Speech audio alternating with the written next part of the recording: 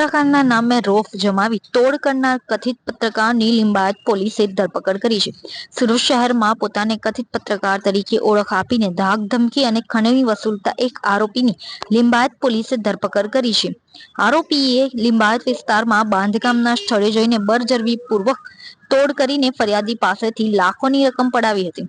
આરોપી મોહમ્મદ જમીલ મોહમ્મદ સાદિક અંસારી વિરુદ્ધ ધાક ધમકી અને ખંડણીની ફરિયાદ નોંધાઈ હતી. આરોપીએ ફરિયાદીને પોતાને પત્રકાર તરીકે ઓળખ આપી અને લિંબાયત વિસ્તારમાં ચાલી રહેલા બાંધકામને તોડાવી પાડવાની ધમકી આપી હતી.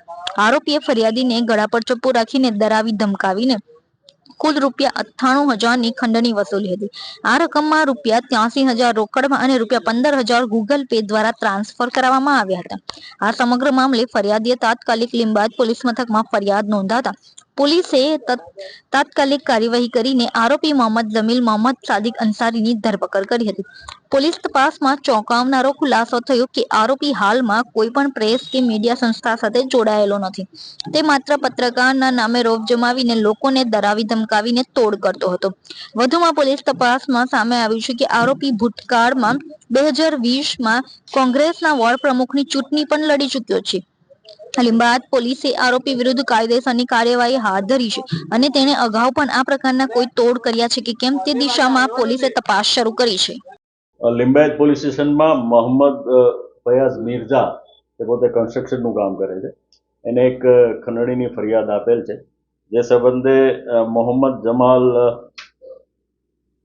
સાદિક અંસારી જે એની સાઇટ ઉપર આવી અને પોતે ગેરકાયદેસર બાંધકામ કરે છે અને પોતે પત્રકાર હોવાની ઓળખાણ આપી અને જે તે વખતે બળજબરીથી ₹83,000 લઈ ગયેલ.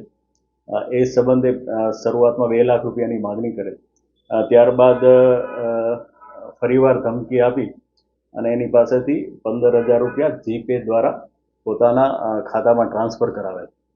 જે સંબંધે ફરિયાદ આપતા પોલીસે તપાસ હાથ ધરી અને આ છે આરોપી છે એની ધરપકડ કરેલી છે. જે આ પત્રકાર હોવાનું કહે છે કે કોઈ પ્રેસ સાથે જોડાયેલું હોવાનું હાલ જણાઈ આવતું નથી. પોતે કલરની દુકાન ધરાવે છે જે પણ બંધ થઈ ગયેલ છે અને પોતે ભૂતકાળમાં કોંગ્રેસનો વોર્ડ પ્રમુખ હતો અને ચૂંટણી પણ લડેલો છે એવું હાલ તપાસમાં ખુલવા પામેલ છે.